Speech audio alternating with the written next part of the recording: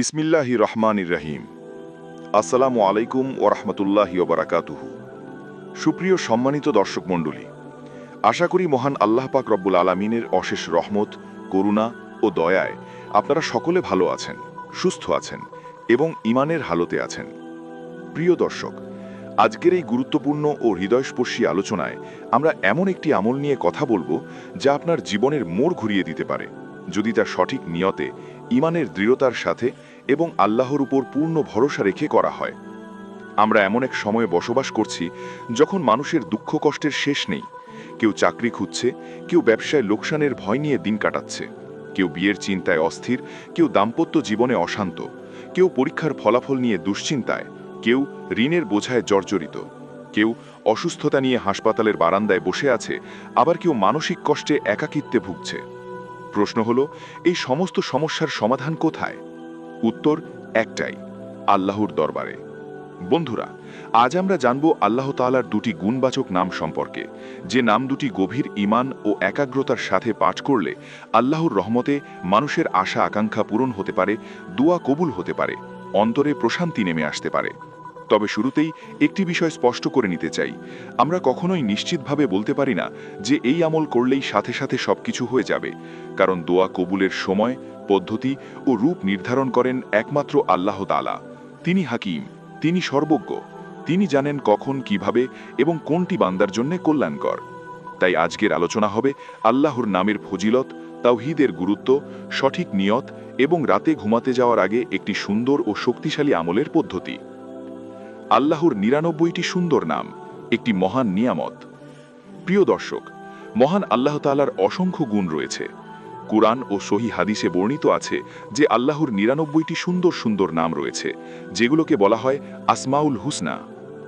পবিত্র কোরআনে আল্লাহ তাআলা ঘোষণা করেছেন, আর আল্লাহর জন্য রয়েছে সুন্দর সুন্দর নাম, সুতরাং তোমরা তাকে সেই নামসমূহ দ্বারা ডাকো। সূরা আল আরাফ, আয়াত ১৮০। এই আয়াত আমাদের একটি গুরুত্বপূর্ণ শিক্ষা দেয়।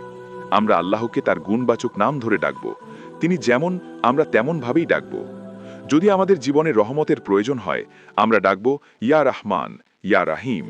যদি গুনাহের ক্ষমা চাই, ডাকব ইয়া গাফফার, ইয়া তাওয়াব। যদি রিজিকের প্রয়োজন হয়, ডাকব ইয়া রাজ্জাক, ইয়া ওয়াহাব। যদি সাহায্য চাই, ডাকব ইয়া নাসির, ইয়া মুজিব।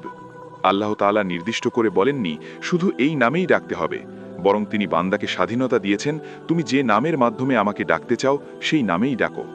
এটাই ইসলামের সৌন্দর্য। সূরা ইখলাস ও আল্লাহুস সামাদ। আজকের আলোচনার মূল বিষয় আল্লাহুস সামাদ এবং ইয়া সামিউ। আল্লাহুস সামাদ নামটি এসেছে সূরা ইখলাসে। সূরা ইখলাস, সূরা ইখলাস পবিত্র কোরআনের ১১২ নম্বর সূরা। এটি ছোট হলেও এর গুরুত্ব অপরিসীম। রাসূলুল্লাহ সাল্লাল্লাহু আলাইহি ওয়াসাল্লাম বলেছেন, এই সূরা কোরআনের ১/৩ সমান স্বভাবের অধিকারী। এই সূরায় বলা হয়েছে, কুল হুয়াল্লাহু আহাদ, আল্লাহুস সামাদ, লাম ইয়ালিদ ওয়ালাম ইউলাদ ওয়ালাম ইয়াকুল্লাহু কুফুয়ান আহাদ। এখানে আল্লাহুস সামাদ অর্থ আল্লাহ অমুখাপেক্ষী, তিনি কারো উপর নির্ভরশীল নন, বরং সমস্ত সৃষ্টি তার মুখাপেক্ষী। আমরা ক্ষুধার্ত হই, তিনি আমাদের খাদ্য দেন। আমরা অসুস্থ হই, তিনি শিফা দেন। আমরা ঋণগ্রস্ত হই, তিনি মুক্তির পথ খুলে দেন। আমরা হতাশ হই, তিনি আশা দেন। কিন্তু তিনি কারো উপর নির্ভরশীল নন। এই সামাদ নামের মধ্যে রয়েছে সম্পূর্ণ তাওহীদের ঘোষণা। জনশ্রুতি আছে, এক ব্যক্তি দীর্ঘদিন মূর্তি পূজা করত। সে তার মূর্তির নাম ধরে ডাকত, কিন্তু কোনো সাড়া পেত না। একদিন ভুলবশত তার মুখ থেকে সামাদ শব্দটি বের হয়ে যায়। এরপর সে তার একটি প্রার্থনার ফল দেখতে পায়। তখন সে উপলব্ধি করে, যে নামের মধ্যে শক্তি আছে তা নিশ্চয়ই সেই মহান স্রষ্টার নাম, যিনি সব কিছুর মালিক। এই ঘটনা আমাদের একটি শিক্ষা দেয়, সত্যিকারের শক্তি আল্লাহর নামেই। তবে আমরা স্মরণ রাখব, হেদায়েতের মালিক একমাত্র আল্লাহ। ইয়া সামিউ, যিনি সব শোনেন। দ্বিতীয় যে নামটি আমরা আলোচনা করছি তা হল ইয়া সামিউ। আস সামি অর্থ সর্বশ্রোতা। আপনি ফিসফিস করে যা বলেন তিনি শোনেন। আপনি কান্নারত অবস্থায় যা বলেন তাও তিনি শোনেন। আপনি মনের ভিতরে যা ভাবেন তাও তিনি জানেন। কেউ যদি গভীর রাতে চোখের পানি ফেলেন, মানুষ না শুনলেও আল্লাহ শোনেন। এই নামের উপর ঈমান একজন মানুষকে একা থাকতে দেয় না, সে জানে তার রব তার সাথে আছেন। প্রিয় দর্শক, এখন আসি একটি সুন্দর আমলের কথায়। রাতে ঘুমাতে যাওয়ার আগে ১. অজু অবস্থায় থাকলে উত্তম। 2 বিছানায় শুয়ে কিবলামুখী হওয়ার চেষ্টা করুন। 3 প্রথমে 3 বার দুরুদে ইব্রাহিম পড়ুন। 4 এরপর ইয়া সামাদু অথবা আল্লাহুস সামাদ 101 বার পড়ুন বা সামর্থ্য অনুযায়ী। 5 চাইলে ইয়া সামিউ 101 বার পড়তে পারেন। 6 শেষে আবার 3 বার দুরুদে ইব্রাহিম পড়ুন। 7 তারপর নিজের ভাষায় আল্লাহর কাছে দোয়া করুন। দোয়া করতে পারেন এভাবে: হে আল্লাহ, আমার যে প্রয়োজন আপনি তা জানেন। আপনি সামাদ, আপনি সামিউ, আপনি আমার অন্তরের কথা জানেন। আপনি আমার জন্য যা কল্যাণকর তা দান করুন। খেয়াল রাখবেন, আমরা কখনোই আল্লাহর কাছে আদেশের সুরে চাইব না, বরং বিনয়, লজ্জা ও আশা নিয়ে চাইব। দোয়া কবুল হওয়ার শর্ত: 1 হালাল উপার্জন, 2 গুনাহ থেকে তওবা, 3 কারো হক নষ্ট না করা, 4 ধৈর্য, 5 আল্লাহর উপর পূর্ণ ভরসা। রাসূলুল্লাহ সাল্লাল্লাহু আলাইহি ওয়াসাল্লাম বলেছেন, কখনো কখনো বান্দা দোয়া করে কিন্তু তার খাবার হারাম, উপার্জন হারাম, তাহলে তার দোয়া কিভাবে কবুল হবে? তাই আমলের আগে নিজের জীবন পরিশুদ্ধ করতে হবে। তাওহীদের 3 প্রকার: 1 তাওহীদুর রুবুবিয়া, আল্লাহ একমাত্র রব। 2 তাওহীদুল উলুহিয়া, ইবাদতের ক্ষেত্রে একমাত্র আল্লাহ। 3 তাওহীদুল আসমা ওয়াস সিফাত, নাম ও গুণের ক্ষেত্রে একমাত্র আল্লাহ। আল্লাহুস সামাদ নামটি এই তৃতীয় তাওহীদের সাথে গভীরভাবে সম্পর্কিত। বাস্তব জীবনে প্রয়োগ: আপনি যদি চাকরি চান, দোয়া করুন, চেষ্টা করুন, হালাল পথে চলুন। ব্যবসায় সফলতা চান, সৎ থাকুন, আল্লাহর উপর ভরসা রাখুন। বিয়ের ইচ্ছা থাকলে পবিত্রতা বজায় রাখুন, দোয়া করুন।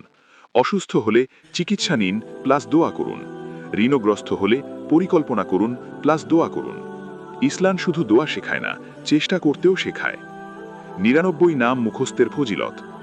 সহি মুসলিমে এসেছে, যে ব্যক্তি আল্লাহর 99 নাম সংরক্ষণ করবে, মুখস্থ ও আমল করবে, সে জান্নাতে প্রবেশ করবে। এটি শুধু মুখস্থ নয়, বোঝা, মানা এবং জীবনে প্রয়োগ করা। ভিডিও শেষ করার আগে আসুন আমরা দোয়া করি: হে আল্লাহ, আপনি সামাদ, আপনি সামিউ, আপনি আমাদের অন্তরের কথা জানেন। আমাদের গুনাহ মাফ করে দিন, আমাদের রিজিক হালাল করুন, আমাদের ঋণমুক্ত করুন, আমাদের রোগমুক্ত করুন, আমাদের অন্তরে তৌহিদের নূর দান করুন। আমাদেরকে আপনার সুন্দর নামসমূহের মাধ্যমে আপনাকে ডাকবার তৌফিক দিন। আমিন। বন্ধুরা, আজকের আলোচনা যদি আপনাদের ভালো লেগে থাকে তাহলে লাইক, কমেন্ট ও শেয়ার করুন। কমেন্টে লিখুন আমিন। আল্লাহ তাআলা আমাদের সবাইকে তার প্রিয় বান্দা হিসাবে কবুল করুন। দেখা হবে পরবর্তী ভিডিওতে। আল্লাহ হাফেজ।